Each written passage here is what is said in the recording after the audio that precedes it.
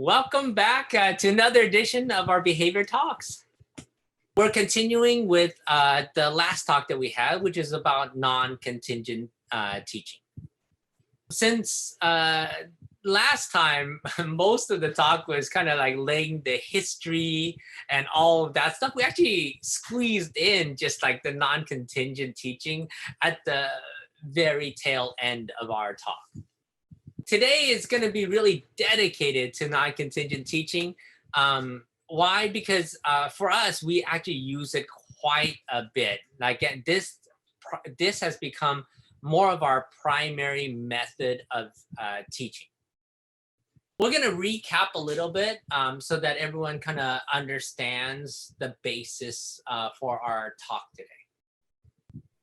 So we talked about all the different kinds of teaching that are in ABA last time, and we kind of brushed on all of those.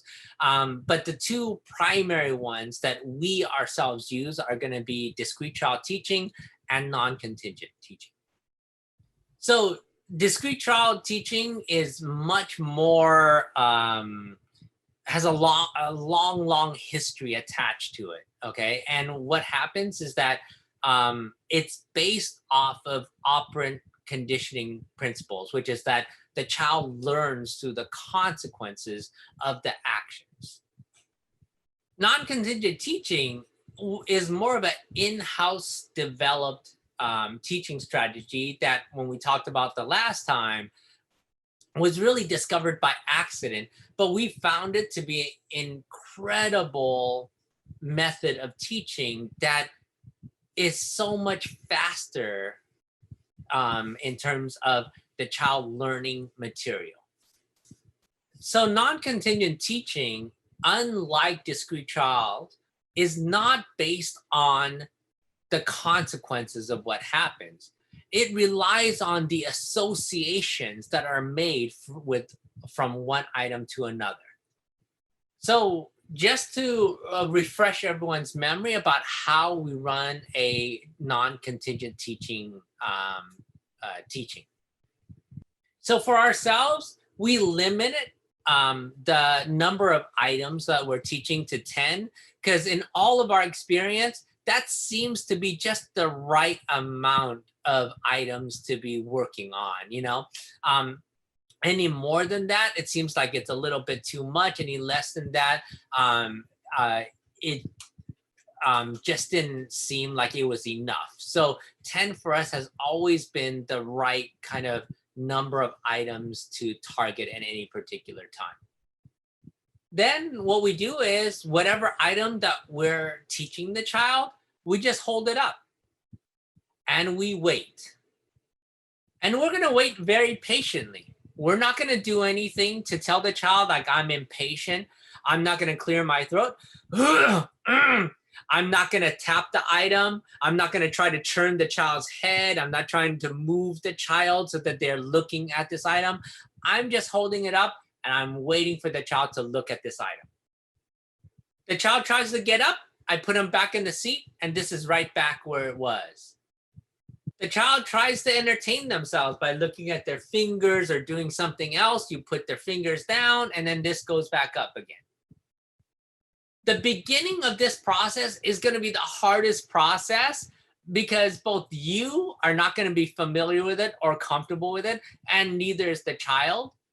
So what happens with almost every single one of our kids through this process is they sit down and they'll immediately look at the item that you're holding up. And so once they look at it, and I just need them to look at it, I'm going to label this item. So they look at it, I'm like, scissors. When I've done that, I'm just going to move on to my next item. And so I'll hold another item up. And when I hold it up, I'm going to hold it up in a different location from where I held it up previously.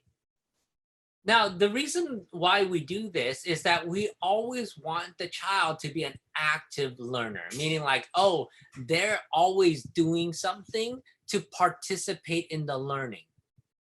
Nothing builds a passive learner like, oh, it's always in the exact same location. And so the child just like, okay, I don't really have to do anything here. And I'll just like, oh, okay, this is just how I am. And you'll show me what I need to see.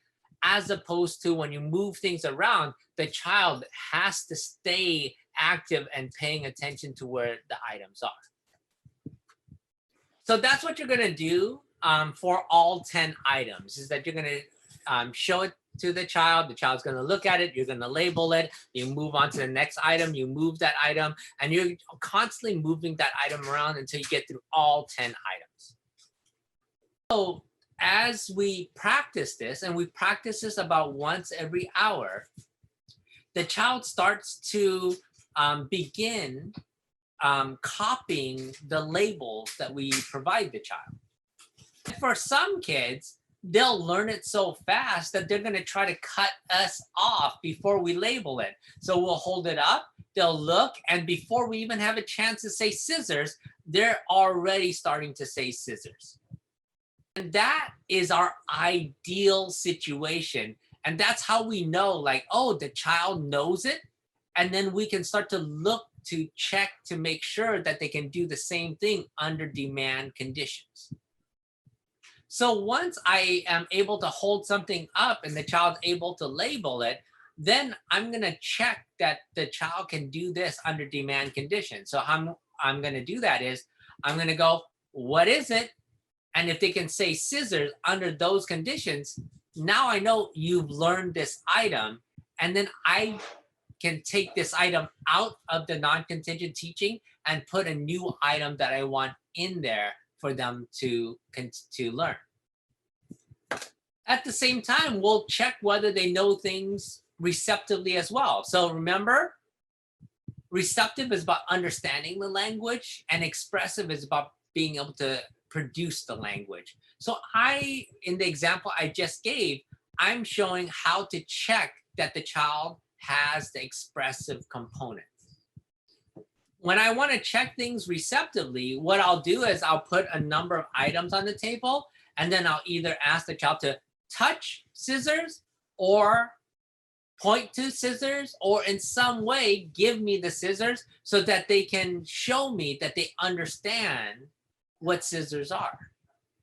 All right, so that's the typical progress that we tend to see, which is that, oh, we start to say it and the child starts to imitate, and they get better and better with the imitation. Then they might jump ahead of us and actually say it, and that's our ideal situation, is that they can leapfrog some of what we're doing and show us for sure that they know that item. Now, if the child imitates what we're doing, but doesn't or has not jumped ahead of us, but their imitations are really good, then what we try to do is we try to put a deliberate pause before we would label this item. So instead of like, oh, I'm holding it up, and as soon as they look at it, I say scissors, I'm going to deliberately wait to see if I can get them to say it without me saying it first. All right. So, and then you have certain kids that try to imitate, but their imitation isn't very precise. So for those kids, we adapt our modeling to emphasize the sounds that the child may have difficulty with. So it might look something like this. Si, zer. Okay, we're breaking down the sounds so the child's able to better produce those sounds. Now, like I said, it doesn't matter how much your child has learned. If they can't produce it under demand conditions, all that learning is wasted, okay? Because at the end of the day, they need to be able to perform whenever the skill is needed. So all that skill, all that knowledge is just wasted because it can't be performed in real world conditions. So it doesn't matter if you're like, oh yeah, my child knows their name, but he never answers anybody's question when they ask him his name. Well, that's a useless skill. Therefore, all the learning that we do in non-contingent always ends in discrete trial, is always checked under demand conditions to make sure that the child can perform the skill receptively as well as expressively. Now, some kids are better receptively, like we talked about before, and it takes a lot longer for them to learn some things expressively.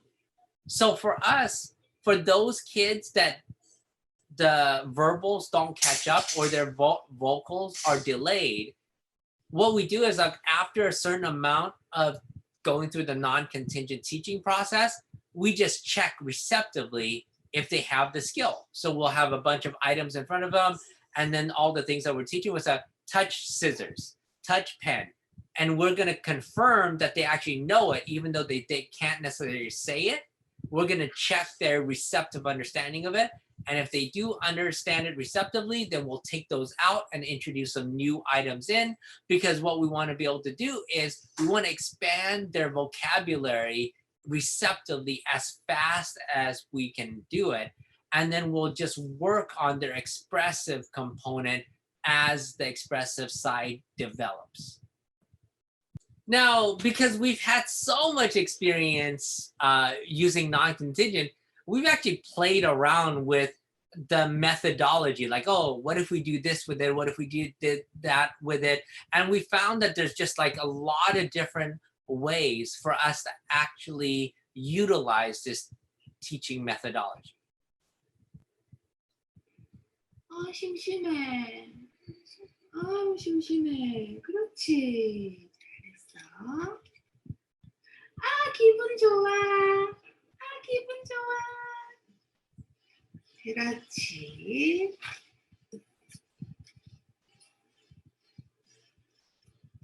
슬퍼요. 슬퍼요. 그렇지. 아, 잠아. 그렇지, 잘했어. 아, 심심해. 맞아요. 슬퍼요. 슬퍼요. 맞아. 맞아.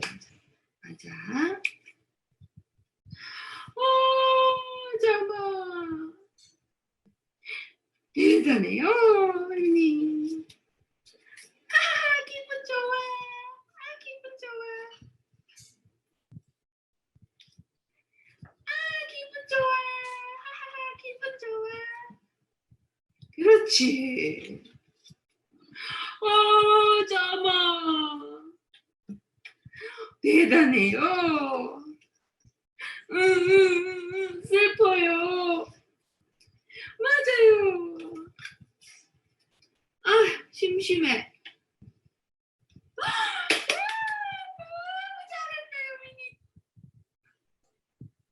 All right, so in that one, we're pairing the word, the emotion word, sad, angry, happy, with the picture. And then we're pairing that picture with another picture of someone different, but showing the same emotion. So we're associating all of these things all together. Now, one of the most important things in that video to really recognize is the different stimuli that are being used. So we're using a lot of different people displaying different emotions there. And that's one of the most vital things to really understand. When we're teaching something through non-contingent, we make sure that there's multiple examples for everything so that the child starts to really understand the key features that make something what it is. Now, when they're doing all of this pairing, okay, in the beginning, this is more toward, the video that we just watched, that was actually more toward the tail end of the teaching. At the beginning, mom is most likely pointing, like, so she'll label the item, show the picture, then tap on the picture for which it belongs. And then as the child gets better and better with matching the photos of the emotions to similar photos, then the pointing was probably taken away. 리을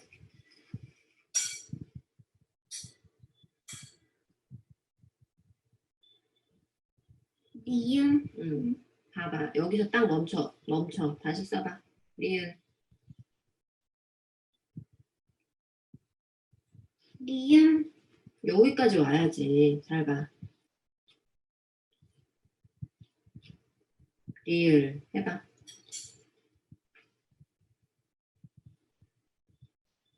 리을 그래. 잘했어.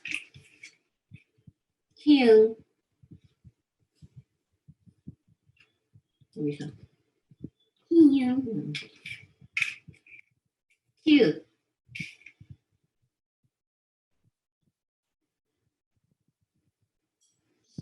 히응 아 여기 넘어가지 말랬지. 이렇게 아니야. 다시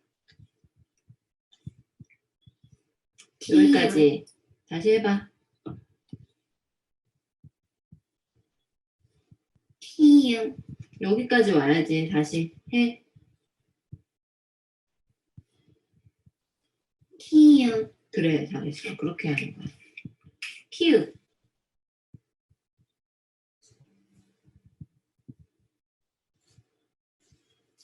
히응 키읔 피읔 피응 키읔 히응 비읍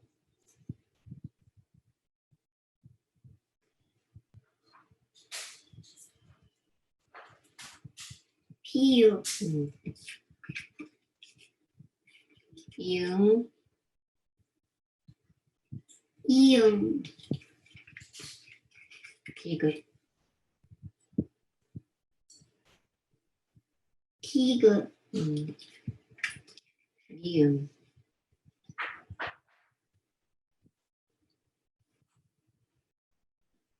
미응 잘했어.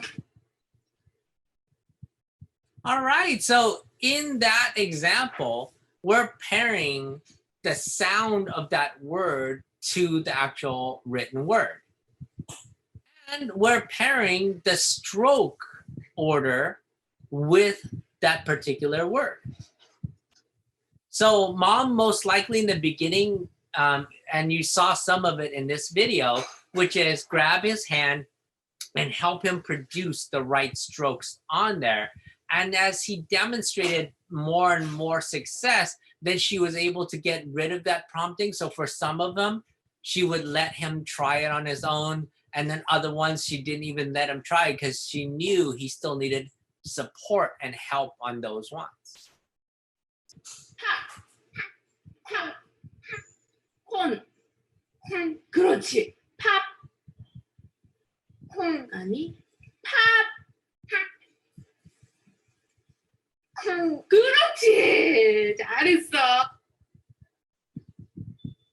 All right, so that was an example of, when the child's having a difficult time imitating the whole word, being able to break up the sounds in that word and putting the mouth in the right position to be successful with those sounds. 개구리 피구리 양파 양파 얼룩말 얼룩말 옥수수 옥수수 고구마 고구마 토마토 토마토 악어 악어 타조 타조 거북 거북 원숭이 원숭이 잘했어. All right, so in this one, we're teaching a child basically how to read. And so we're pairing the written word with the sound of that word. So in the US, how we've taught most of our kids to do the sight reading is through this teaching methodology. 뒤. 오른쪽. 오른쪽.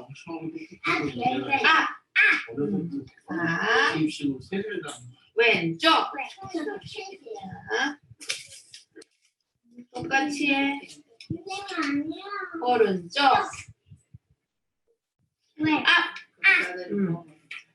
왼쪽. 뒤. 잘했어.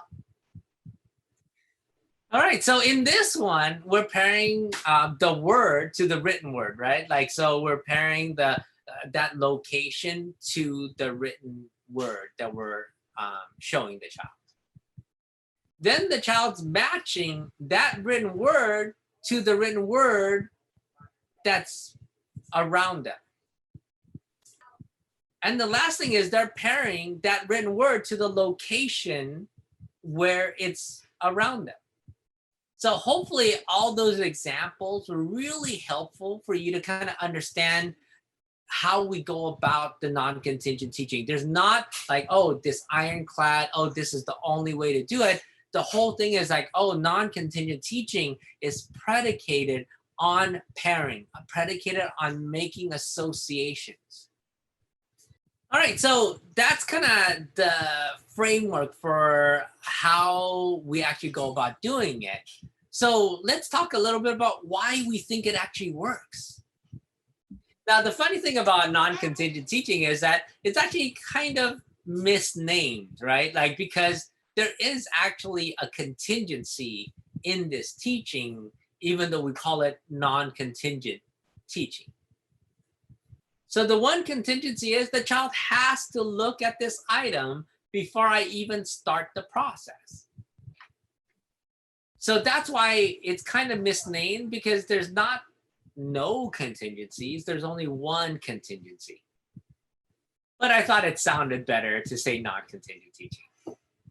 So now it is, for the most part, non-demand based teaching, unlike discrete trials. Discrete trial is full of contingencies. It's full of, when I ask you to do something, there's very specific thing I'm expecting you to do. And when you do that thing, there's a consequence for it.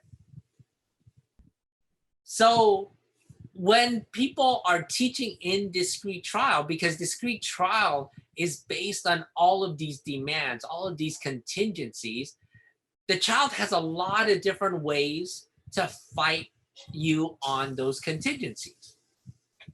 And so the child has an opportunity in discrete trial teaching to not listen at a lot of different points in time. So from the very beginning of the teaching, for every instruction you give the child, there's a path that the child can resist. In non-contingent teaching, there's no real demand. The only thing is you have to look at that item. However, I'm not going to turn your head. I'm not going to force you to look at that item, but the item's going to be up here. And what's going to happen is you either look at it and you'll get done with this task quicker, or you don't, and you're just going to sit there being bored. So that's what we think is happening, is that there's nothing to fight. You can't fight the learning. The learning is occurring because it doesn't require your participation in that learning process, meaning like, oh, it bypasses any resistance to learning, and it definitely bypasses their non-compliance, because what are you going to fight? I'm just labeling the item. All you have to do is look at it. But even when you look at it, I'm not going to fight you on it. I just let you know, until you're done with this task, until you look at it, you're not leaving this chair. The other reason why we think it is effective is because imitation, we believe, is by itself reinforcing to the child. Most kids from a very young age see what other people do and are already trying to copy what their parents do, what their older siblings do, and they won't do it if they don't find it reinforcing in and of itself. So when we put the item up and we say scissors, and they themselves start to say or scissor or some approximation of it, just them doing that, they're reinforcing themselves because it's an imitation itself. It's an enjoyable process. Now, so that's why in general, when we talk about non-contingent teaching, there are a couple of guidelines that we use, but they're just guidelines because we always adapt things based on what the child's doing and whatnot. So in general, we don't give no's in non-contingent teaching. So we won't tell the child no. Why? Because technically, we haven't given the child any kind of demand. And so when I hold this up, all they have to do is look at it. And as soon as they look at it, I'm going to say it. And that's it. Okay. The thing is that we are not going to give them no's in general because I haven't made any formal demands of the child. And the second thing is, although we do it, you don't need to reinforce the child for every response that they make. Unlike in discrete trial, when, oh, I asked you to do something, you do it, I'm going to reinforce every response. You don't necessarily need to do it in non-contingent teaching. Why? Because the process itself, them copying the language, is by itself reinforcing. So you don't necessarily need to reinforce any particular item in there. Hopefully you really enjoyed this lecture about non-contingent teaching, and it's giving you a better understanding of how we go about doing it in the non-contingent teaching method. So next week, I think what we're gonna be talking about is how to teach certain types of play to your child, you know? So we're gonna look at how do we go about breaking down games or breaking down activities so the child learns how to go about playing and doing those type of activities. My son has bugged me a lot about making sure that he wants to say hi to everybody on the stream. So I'm gonna give him a chance to say hi. 안녕하세요. He was waiting here patiently all this time, waiting for the stream to finish. So he's very happy right now. So please, if you like what we're doing, hit the like button, subscribe to us, tell your friends about us. If you have any questions, concerns, any kind of feedback about whether we could improve on stuff, please leave it in the comments. We really appreciate it. Thanks again, everybody, and then we'll see everybody the next time. Bye-bye.